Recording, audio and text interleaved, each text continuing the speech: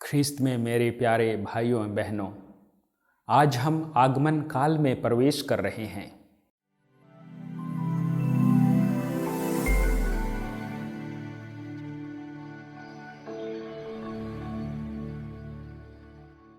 एक प्रसिद्ध यहूदी गुरु अब्राहम हेशेल कहते हैं कि बाइबल की कहानी हमें यह नहीं बताता है कि मनुष्य अपने ईश्वर की खोज में जाता है, बल्कि बाइबल हमें यही बताता है कि ईश्वर मनुष्य की तलाश में आता है।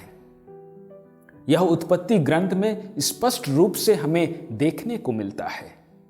जब आदम और हेवा पाप के कारण आदन की वाटिका में छिपते हैं, तब ईश्वर उनकी खोज में आते हैं और वे उनसे कहते हैं, तुम कहाँ हो?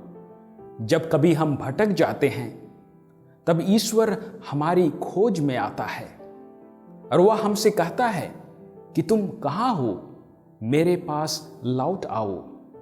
बाइबल में हम देखते हैं कि ईश्वर भटके हुए लोगों को सही मार्ग दिखाने के लिए नबियों को भेजते हैं।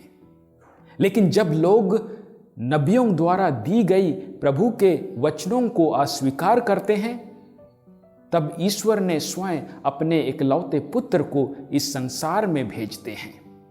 ईश्वर अपने इकलौते पुत्र को भेजकर हमारी तलाश में इस संसार में आते हैं और यहां आकर वे देहधारी बने और हमारे बीच में रहे और पवित्र आत्मा के द्वारा आज भी हमारे साथ रहते हैं।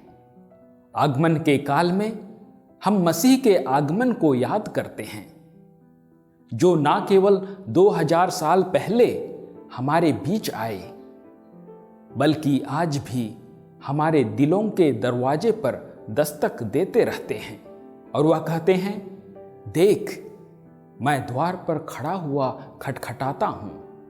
यदि कोई मेरा शब्द सुनकर द्वार खोलेगा, तो मैं आकर उसके साथ भोजन करूंगा और वह मेरे साथ। हर दिन प्रभु दिलों के दरवाजे पर दस्तक देता है और वह हमारे हृदयों में वास करना चाहता है। क्या हम प्रभु को अपने हृदयों या जीवन में स्वागत करने के लिए तैयार हैं? भले ही ईश्वर हमारे साथ है, हम उसकी उपस्थिति को अनुभव नहीं कर पाते हैं। हमें पता नहीं रहता है कि ईश्वर वास्तव में हमारे बीच है।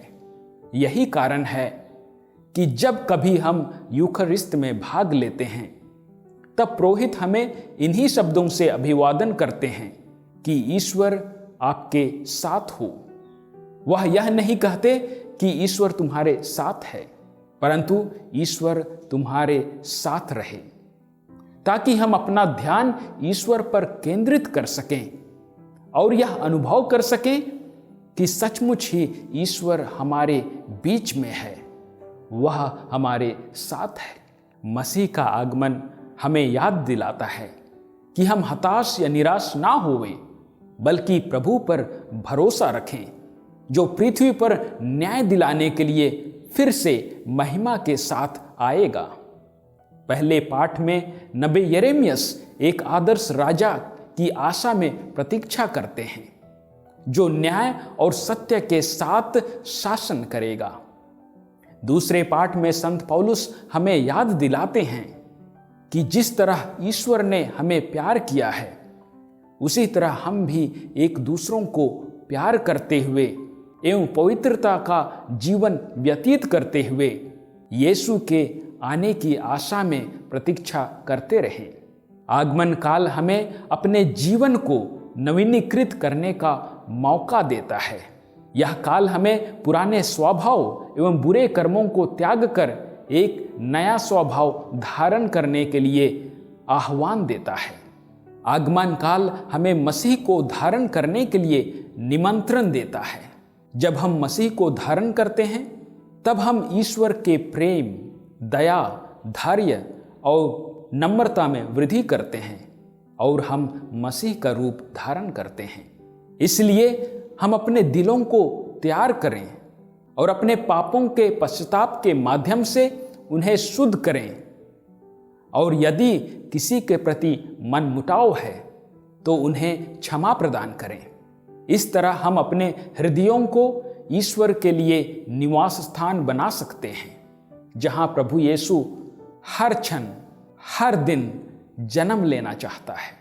जर्मन मिस्टिक एंजेलुस सिलेसियस ठीक ही कहते हैं, मसीह का जन्म बेतलेहम में 1000 बार हो सकता है, लेकिन जब तक वह मुझ में पैदा नहीं होता तब तक सब कुछ व्यर्थ है। अर्थात जब तक हमारे हृदयों में मसीह जन्म नहीं लेते हैं तब तक सब कुछ व्यर्थ है।